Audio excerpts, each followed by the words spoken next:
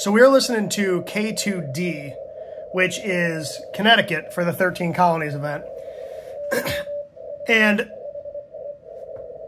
I want to shoot this video because I've had some people ask me about CW etiquette. Specifically today, one of my buddies, Adam, asked me if I could shoot this video about CW etiquette for things like special event stations, DXing, things like that.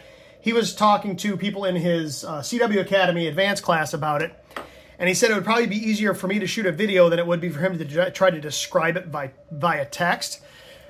I also had a conversation with Jim Vaughn, WB0RLJ, yesterday about CW etiquette in relation to POTA pileups and how he's gotten kind of fed up with how people act. Now, I have a video on my channel about that exact topic, and Jim linked to that on his QRZ page. But I wanted to shoot this video because I've seen a lot of really bad behavior on this 13 Colonies event. And so I kind of want to talk a little bit about some of the things you should do and some of the things you shouldn't do when you're hunting either a special event station or DX. So we're on 40 meters. It is currently about 8:20 p.m. All right, so 40 meters is pretty well lit up at the moment. All right, he's coming in 5'9" plus 20. Now, he doesn't have crazy pileups tonight. Today is July 6th, so we are quite a ways into this special event. If you were in here maybe the 1st or the 2nd or even the 3rd, these pileups were massive. And so I do want to talk a little bit about how to work some of these stations effectively without causing issues either for the operator or for the other stations that are trying to work them as well. So let me turn the volume down here a little bit. So what I've done is I've kind of put together some bullet points that I want to talk about when we talk about working DX or working special event stations where you've got a lot of callers trying to call, right? It's not a rag chew, a one-on-one rag chew where somebody's just calling CQ and you answer the CQ and you have a nice leisurely rag chew, right? Oh, sorry, I'm tripping over my tongue. Leisurely rag chew. This is something where you might have a whole pile of callers calling all at once. And he's got a pretty steady stream of callers, but he doesn't have a crazy pile up at the moment. Well, there's somebody tuning up on frequency. We're going to talk about that in a minute too. All right, so we're going to start by talking about something that everybody should probably know, and that's the DX Code of Conduct. All right, and this is something that I feel too few people have read and even fewer people have taken to heart. So let me talk about each one of these bullet points. I'm not going to hold this in front of the camera the whole time, but let me talk about each one of these bullet points and things you need to consider when you're working a station like this. So point number one is I will listen, and then listen again before calling. In other words, pay attention, make sure that the station you think you're working, so that's K2D, all right? He called QRZ K2D. Make sure it's actually the station you think you're working. There will be times when, and I've got these up here, and we're going to come to the computer in a minute, but there will be times when you're working a station or trying to listen to a station that you think is one station and it's really somebody else. So listen, make sure that you're actually hearing the station that you're trying to work, okay? Listen to see if somebody else is already trying to work them. Keep in mind, you may only be able to hear one side of the QSO, right? If you're in the skip zone, now this is 40 meters, this time of day, it's not super long yet, but at night, 40 meters opens up wide and you may not hear other stations, all right? Or during the day, if you're on one of the higher bands, it is very likely that you're not going to hear one of the other stations. So that's Pennsylvania. We'll listen for just a minute. So he's got a nice steady stream of calls, right? But listen, follow the cadence, figure out how the operator's running the pile, know when the QSO is over. So in this case, he's sending QRZ pretty much after every contact. Pay attention to those things. You might hear him send a DIT. They might just send TU for thank you, right? But pay attention, listen for a minute, follow along with the operator's QSO pattern and see how they go about starting and ending their QSOs. I apologize if the camera's moving a little bit. I'm trying to tighten the tripod up here a little bit. But understand how they're actually running their frequency, okay? Because if you just hop in and throw your call out, they might be right in the middle of a QSO, all right? And they might have just sent QRX or AS, which means wait, right? So pay attention, listen for a minute. Point number 2, right, so point number 1 was listen. Point number 2 is I will only call if I can copy the DX station properly. If you can't copy them, don't call. I know that's going to ruffle some feathers, but if you aren't able to copy their call, if they're sending too fast for you to be able to copy them, make sure, like I said, make sure you know who you're listening to first. If you're a 12 word a minute operator, which is fine, there's a lot of people out there at 12 words a minute, but if the station's running 35, 40 words a minute, you might not be able to work them effectively, okay? So make sure you can copy them. Make sure you can hear them properly. There might be really bad QSB, there might be QRM, there might be QRN. We're going to talk about adverse copy in a little bit, but, make sure that you can actually hear them. Right now, when you're first getting into this, your ear is not going to be attuned to listening to really weak signals. Like today I was trying to work GB13COL in England, and he was way down the weeds. He was a 1-1, maybe up to a 2-1 at times. I was able to copy him, but I've been listening to poor signals for quite a while. If you're brand new to this, you may have a hard time pulling them out. So make sure you can copy that station properly. All right. Bullet point number 3.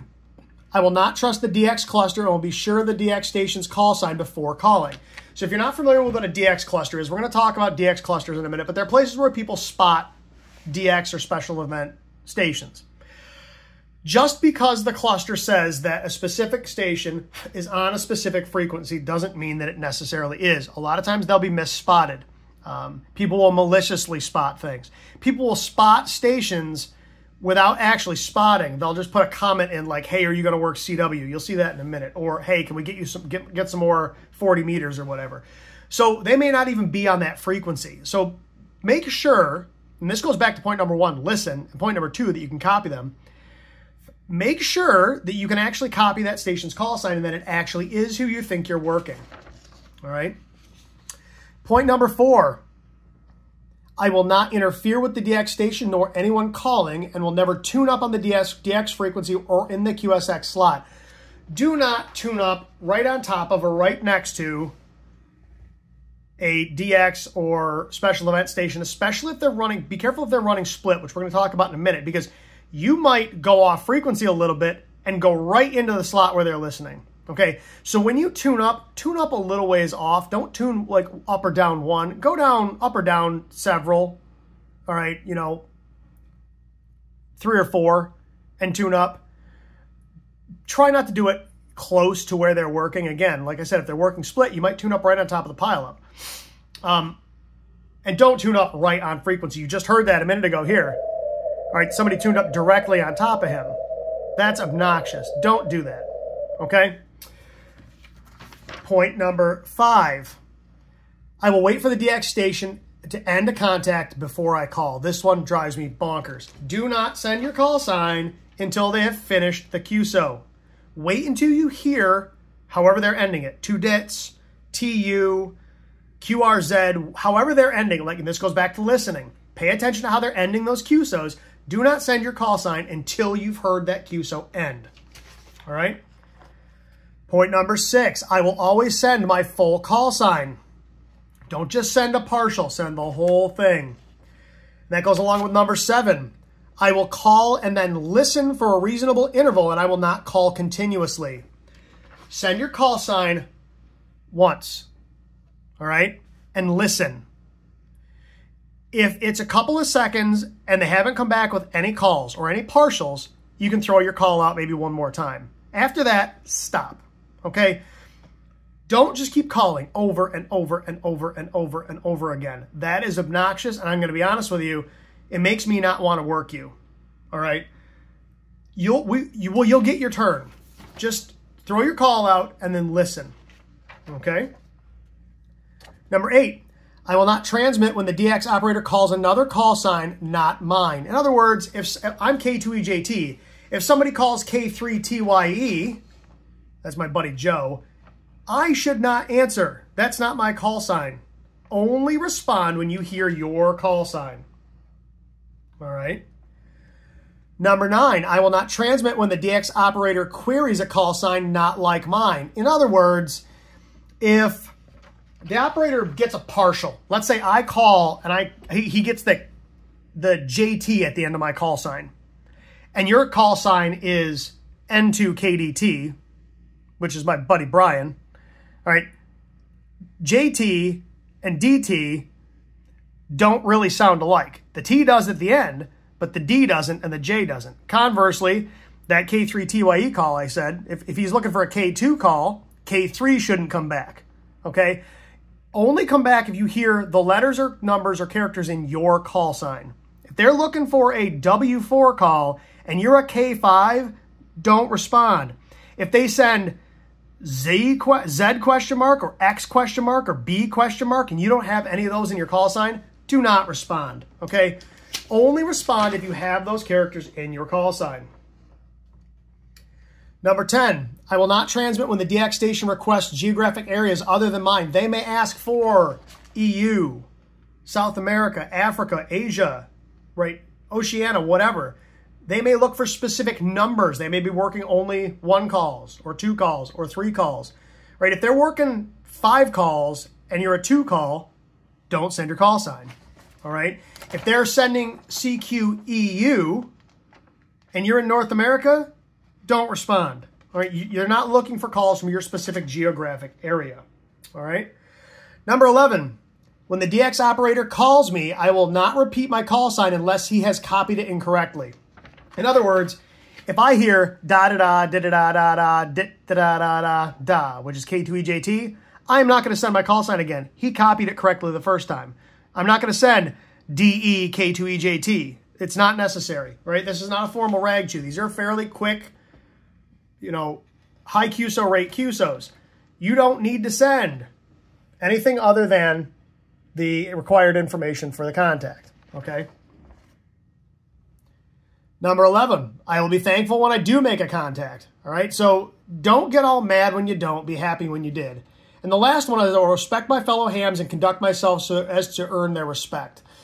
Don't be a lid. We are all guilty of it at times, but don't be a lid, all right? There's a time and a place for horsing around. In a pileup is not it, okay? So,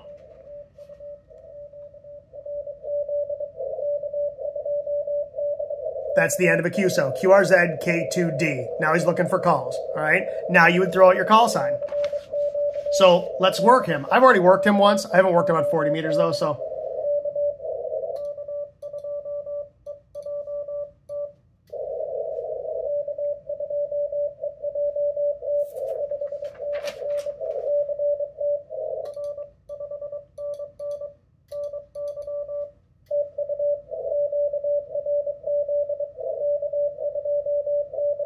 All right, that's it. That's all there is to it. Okay, it doesn't need to be rocket surgery. Let me log that. K2D. All right, don't overthink it. Now, he doesn't have a pileup, so we don't have to worry about working any of the crazy pileup stuff we're going to talk about in a minute. But that's it. That's all there is to it. Now, let's talk about some general rules here.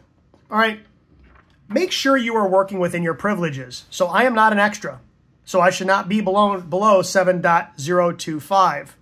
If the station is below 7.025, I'm not working him. I'm not within my band privileges, okay? So make sure you know where you are. A lot of times, especially DX stations, will be in the extra portion of the band. I need to get my extra. I've just been dragging my feet, but pay attention to that. Number 2, and I talked about this, the DX code of conduct. Send your call once and only your call, not DE and then your call. I don't need to hear da-da-dit. We don't care. Just send your call sign, all right? Call once. If it's a huge pileup and the op hasn't responded to anyone after listening for a bit, send your call sign again. 2 calls max. Don't call over and over and over. Number 3, and this one's big. Be careful with your fist, especially if you're not on paddles. Timing, spacing, and cadence are all hugely important. I hear a lot of people on bugs, straight keys, and cooties that are hard to copy. And I have no aversion to those keys. I have, right, there's a set of paddles. That's the key I just called him on. I've got a bug and a cootie right here, and I've got a straight key in the desk below me. I run all 4 types of keys. They're all hooked up at the radio at once, all right? I'm not saying don't call them on a straight key or a bug, but make sure that if you're going to call them on a bug, you're proficient on a bug. The time to practice sending out a bug is not in a DX pileup or a special event pileup, okay? Be careful with your timing. People get excited and they blast calls out. You're better to slow your cadence down a little bit than go crazy, okay? So watch your fist. Number 4, be careful with your speed. And I can be guilty of this myself. If a station's calling at 20 words a minute, don't answer them at 35. Conversely, if they're running 20, be careful about 12. I'm not saying you can't call them at 12. Just understand that if they're running a big pile up and they're running, let's say, 25, 30 words a minute, and you call them at 12, they're going to be less likely to pull your call because it's going to slow their QSO rate down. Now, if they don't have a big pile up or it's a small pile, they're much more prone to work you. Or, you know, if you are 12 or 13 words a minute, but you're really high power and I can hear you really easily and pull you out of the pile, I might work you as well. But be careful. Try to work somewhere within where they're sending. So I've currently got my key speed at, I think, 23 or 24. Yeah, I was at 23 words a minute. That's about exactly where K2D was sending. I try to match the stations as best I can, right? Learn to actually copy CW. Again, this might ruffle some feathers, but I get the feeling there are a lot of people who don't really know how to copy CW. They know their call sign, they know 5NN, they know TU, they know 7-3, they know BK, and that's about it, okay? It causes problems, especially when we start working split, and you'll see what I mean in a minute, all right? So there are times when you're going to need to learn how to copy words as complete words, all right? Practice this stuff. I'm not saying you shouldn't, as a beginner, try to work some of these stations. That's fine. What you shouldn't do is not know how to copy CW at all and then go into here and hit your messages and send your call sign and then send 599 and whatever without really knowing what's going on, all right? I'm reticent to tell people not to work stations. I want people on the air. But if you're going to work CW, try to become proficient at it. Even if your proficiency is not very high, don't just do the bare minimum, okay? Try to actually be able to copy what they're sending. Like I said before, listen for partial calls, like a K2 question mark or a JT question mark. Only call back if you have those characters in your call. And the last thing I have for general rules here, and I will link this document that I'm reading from in the description, all right, so you guys can see this. The last one is adverse copy. Practice it. Adverse copy. This is not adverse copy. He is clear as a bell. I'm going to turn the RF gain way down so there's no background noise at all. Listen to this. He's 599 plus 20. I've got the RF gain like way down. All right. That's not adverse copy. Like I said, adverse copy is when they're way down in the weeds, or you've got, you know, lots of QRM or QRN or tons of QSB, or it's coming over the pole and you've got all sorts of weird flutter. Or they're on like a homebrew rig and their signal is weird sounding, and you know, practice all of those things. Practice copying really weak signals. Don't just rely on your waterfall. Pretend the waterfall doesn't exist. Just spin this dial and use your ears. You'll find really weak signals you won't even see on your waterfall. Try to copy them. All right? The better you get at that, the better you're going to be at pulling all those things out. The easier it's going to be to work some of these really weak DX signals. Okay? So learn adverse copy. Learn how to copy with QRM, station right next to you, or QRN, right? You got thunderstorms in the area, or like I said, tons of QSB. Today I worked a station that was, he was going from 599 to 0, up and down. You know, there's lots of adverse copy stuff on YouTube. There are videos of like old maritime CW that will blow your mind. Listen to some of the old stuff from like Cuba or Russia back in like the 60s. Whoo! Yeah. Try copying some of that stuff. The better you get at adverse copy, the better you're going to be at this stuff. Okay? Now, let's talk about actually working a special event station or DX. All right? If they're working simplex, in other words, if they're sending and receiving on the same frequency. So here, K2D, he's on 7.037. He is sending and receiving on 7.037. That's simplex. Okay? All right, so these are real simple. Step number 1, follow the DX code of conduct. We went over the whole thing. Step number 2, don't zero beat. Now, I am zero beating him right now, okay? I'm zero beating him because he doesn't have a pile up. If they don't have a pile up, zero beat them. You want to use as little bandwidth as possible. But if there's a big pile up and you zero beat, and everybody else is zero beating too, all the operator hears is just a wall of beep. You can't differentiate one thing from another. It's just a tone. If you turn off just a little bit from this frequency, you can either manually do it, like if you've got a radio that doesn't have the ability to change that, I can go up a little bit or down a little bit and transmit. I can still hear him and copy him, okay? Or if you're on a radio that's more full featured, so like this Yaesu, I've got receive clarifier and transmit clarifier. This will also be called RIT and exit. If I hit this, all right, right here you'll see my transmit offset is currently 0 hertz, 10 hertz, 20 hertz, 30 hertz, 40 hertz, 50 hertz. Tune off a little bit. That makes your tone different than everybody else's, and it's much easier to pull you out of the pile. All right, the difference between the stations that are zero beating and the stations that aren't are the stations that get worked and the stations that don't. So if you're running simplex, dial off a little bit and play with it. So like I'm at -50 right now. I might call a couple times, and if I don't get any luck, I might go a little lower. Or conversely, I might go the other direction because the op might, it depends on their ears, what they like. So I might go up to +40 now. I find that +40 is kind of my sweet spot most of the time. And if I don't get them in 2 or 3 calls on +40, I immediately go to -40. And then if I don't get them either way, then I really start playing around. Now I'll start come up here, +60, +70. Move around until they pull you out of that pile. Okay, you want to make yourself different than everybody else. When you're done, turn that off. All right. And play with your speed. All right. Don't go crazy fast or crazy slow. But like I said, he's running 23-ish words a minute. Go up a little bit. Go to maybe 26 or down to like 18. Add a little bit of Farnsworth. All right. Stretch your call sign out a little bit because they might only catch the last character. They might only catch the T in my call sign if I stretch it out long enough. All right. So if I don't send da da da da da da da da da da da da real fast, if I send da da da da da da da da da da da da nice and slow, all right, they might be able to pull me out. Let me show you what I mean. Let me dial off a little bit. I'm gonna turn break-in off here. I'm gonna turn my monitor level up so you guys can hear this. Oops. Wrong knob. You'd think I'd never used this radio before. All right, so here we go. So here's my call sign at speed. I'm gonna do 26 words a minute. That would be a common speed I would work in this kind of stuff. But if I spread it out, right, they might be able to pull one of those individual characters out, and that's all they need. Once they pull that character out, I've got them, okay? If I don't get them there, I might turn my speed all the way down to, let's say, 19. Right, so.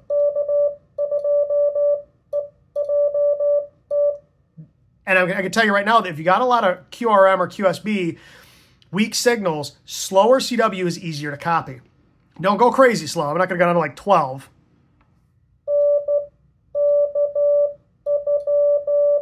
Right, that's crazy.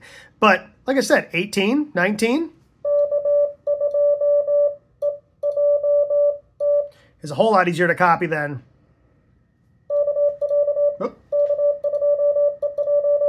way easier to pull out, especially if it's weak signal, okay? So play with your speed a little bit too. That's another trick that a lot of people don't think about.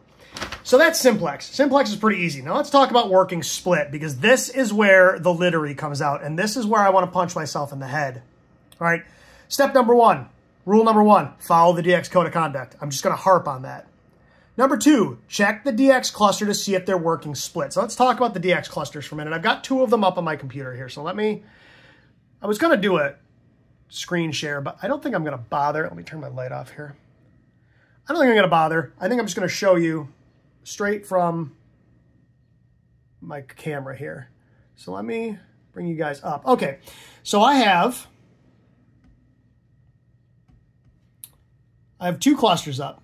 The first one is DX Summit. This is the one that the 13 colony stations are asking you to spot them on. And you can see I have, on CW, I have every single one of the stations currently filtered in. Now, as I work them, I close them. Now, I've worked everybody except for GB13, so normally they'd be the only one I have open, but I open them all so you could see them.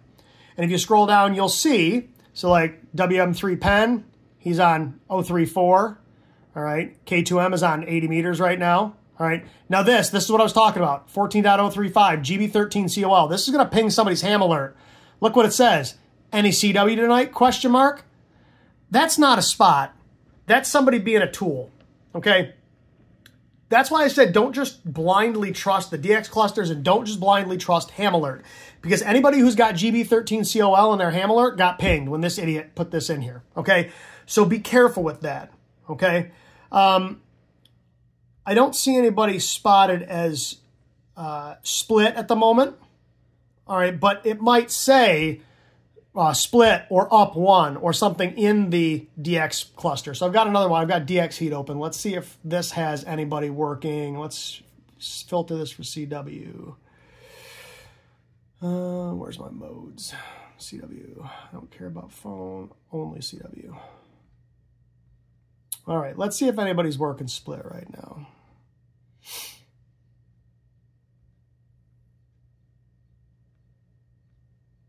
Not seeing anybody running split right now, but you'll see it'll say like up one or split or whatever on there. All right, it might say just worked up 1.43 or something like that. That tells you that whoever put that spot in worked them up 1.43. Okay, so let's talk about how to use split, because this is absolutely infuriating. I've been pulling my hair out all week on this one because there are a couple of things that drive me absolutely bonkers about split. And it's not that it's a problem with running split, it's a problem with people not knowing how to do it. So let's talk about the radio. So first things first, if you have a radio with a waterfall, watch to see if there's action one or two up or down from the station you're trying to work. So if I was trying to work, let's say this station right here. So if I come over him, all right, so he's on 042, it looks like probably. I would watch and see if I see a bunch of action up just a little bit. And I want to do a lot of times is I'll close my span up. So I've got, here's 5K. Okay, so I'm off him just a little bit right about there. I would, let me turn my signal gain up here a little bit. All right. So I would watch, and I would watch to see if I saw a bunch of action, like here's one, here's two. I'd look to see if I saw a bunch of signals just up one or two from where he was working. So if I'm listening to him and all I'm hearing is him, but I'm hearing him work stations, they could be in the skip zone or he could be working split. So like I said, watch that waterfall. See if you see a whole bunch of action happening in this span right here, okay? Sometimes they'll be up even further. Some of the expeditions and stuff will work way up, okay, when they get huge pileups. They might spread that pile up out like 10, okay, or more. So like I said, there's 1K, there's 2K. So if they're working up one, the stations you're going to see are going to be calling in this particular vicinity right here, okay? They might be working down also. It's not as common, but they will work down. So watch down here, down one or two, and see if you see a bunch of stuff going on. If you don't have a radio with a waterfall, spin your VFO up 1K or 1.5K. Move up and down a little bit and see if all of a sudden you run into a pile. If you run into a pile up, like up but 1.5 from where the DX or the special event is working, they're running split. All right, guaranteed.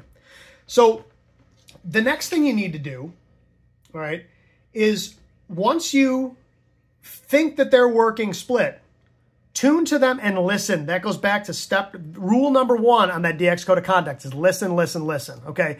Listen to what the DX station is doing. Listen for a couple of QSOs. If they're doing it correctly, you should hear at the end of the QSO up, and then they'll send a number, usually up 1 or up 2.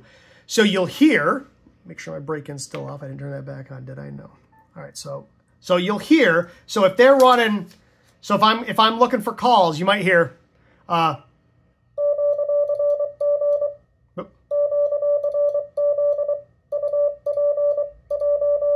right, so that's QRZ up 1. All right, so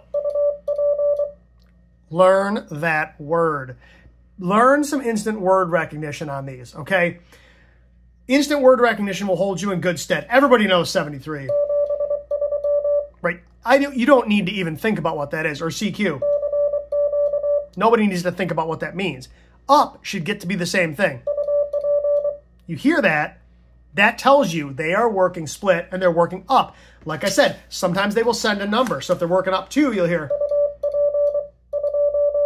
All right.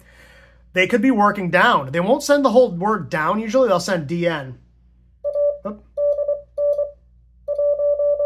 All right. So learn those words. Oop. Down. But the big one is up. And down. All right. But like I said, learn those words because that will hold you in good stead. Because when they're working split,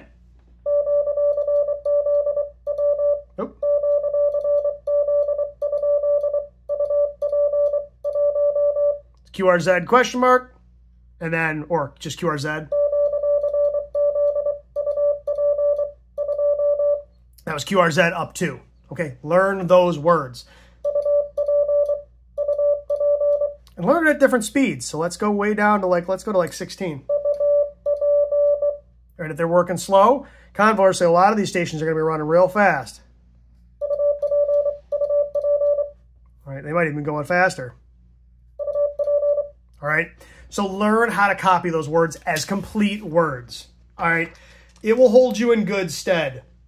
If you hear that being sent at the end of a QSO, it means they're working split. All right. If you hear that randomly on frequency, so if your dial spun directly on top of the station you're trying to work, and all of a sudden you hear, oh, I got to turn my speed back down. I don't normally send that fast. If you hear that on frequency, that's the up police. The up police have now arrived, and you're going to ham jail. All right. What'll happen is when people start calling on frequency because they don't realize somebody's running split because they haven't been listening or they're not paying attention, people turn split off and they, which is great and all because now you're letting people know they're running split, but you're transmitting right over the DX. So the up police are obnoxious. They're kind of a necessary evil, but they really don't need to be there. All right. Just listen. Okay. Know your rig. Now this is going to be different on every radio. Okay. But on this FTDX10, work and split is pretty simple. So let's suppose the station that I'm trying to work here, I'm going to 0 beat him. All right. Oh. All right. So that's the frequency he's on. All right. All right. So this is, who is this? That's Massachusetts. So this would be K2, K2H. Okay. Yep. Okay, so if he was running split, the next thing, notice how they're off frequency. These people know what they're doing. Notice how they weren't on frequency? Listen. Hear that? That's New Hampshire. All right. That's how you do it. Now, let's suppose we wanted to run split. If he was running split, so what I would do is first thing I want to do is I want to set my VFO-A, and this, again, this is the Yaesu. It's going to be different on every manufacturer, but for this radio, VFO-A is going to be my receive frequency. So I'm going to go over to VFO-B, and I'm going to set VFO-B to my receive frequency. All right, so I was on, well, preamp's on. So I'm going to go to 40, about 43. All right, so that's up 1.05, okay? So now what I would do is I'd go back to VFOA.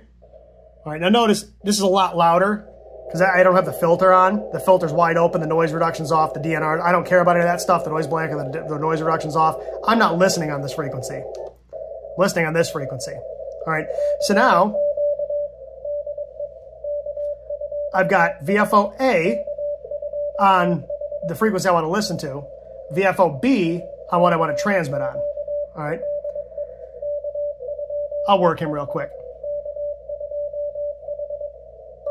Whoop, break-in's not on.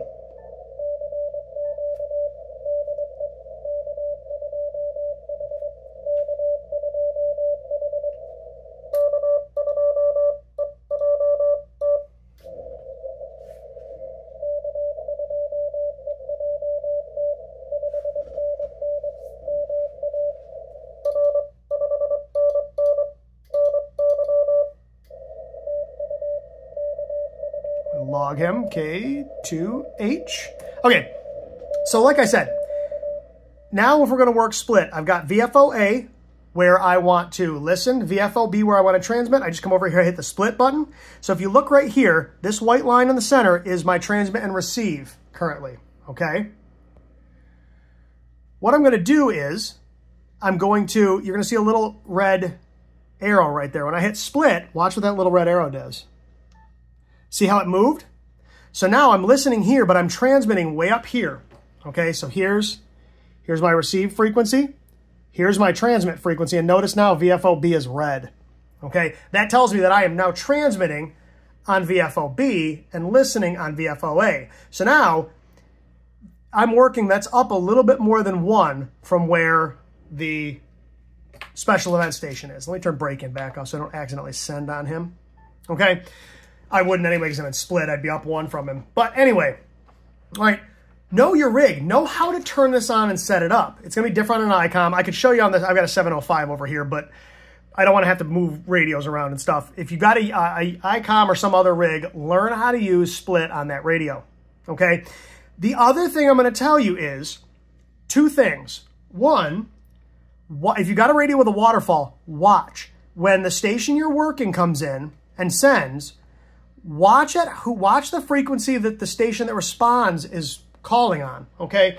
So if I'm listening here and the station that he's working is just below my red line, it means he's listening just below my red line because the DX is listening up here, okay? I'm probably not going to move because normally what they do is they start moving up a little bit. They'll spin the dial just a little bit every time to pull callers in a range of frequencies, okay? Now, if I'm right on top, like if I'm exactly 1 up and that's where he worked the last station, I'm going to move VFO-B just a tiny bit. All right, just a little bit so that now I'm a little bit off frequency, maybe a little more. All right, move around a little bit. All right, move up, move down. And every time you transmit, you know, if he's listening here and he keeps moving up and up and up, sooner or later he's going to run into me. Or conversely, if he starts working his way back down, chase him. If he's working this station right here, I'm going to go just below him. All right? Because if he's working his way back down again, he's going to pick you up. All right?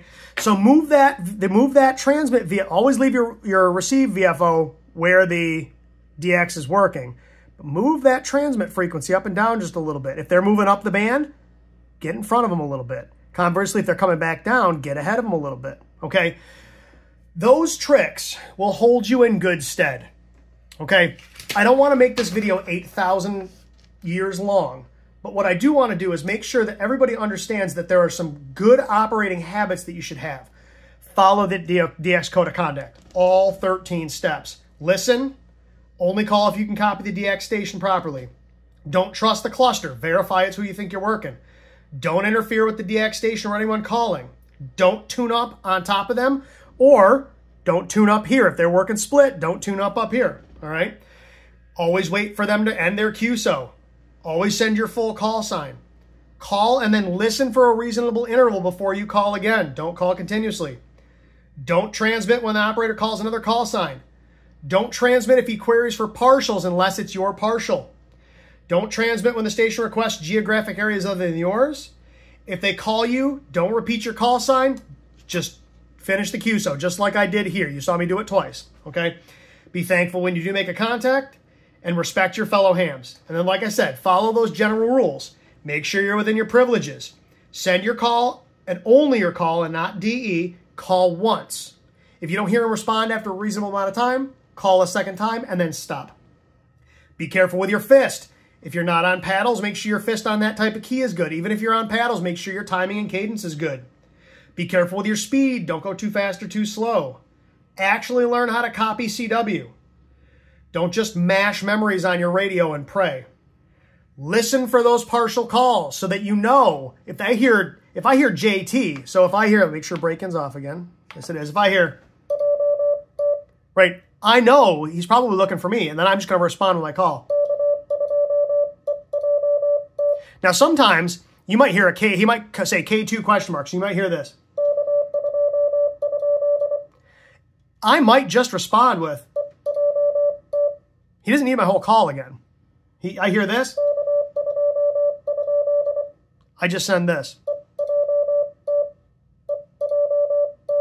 All right. You can send your full call. All right. But depending on how the operator's running, you may not need to. All right. And then adverse copy. Practice that adverse copy. Listen to weak signal stuff. Like I said, if you're working simplex, follow the DX rule of code of conduct. Don't zero beat the station if they're in a pileup. Play with your speed a little bit and your cadence a little bit.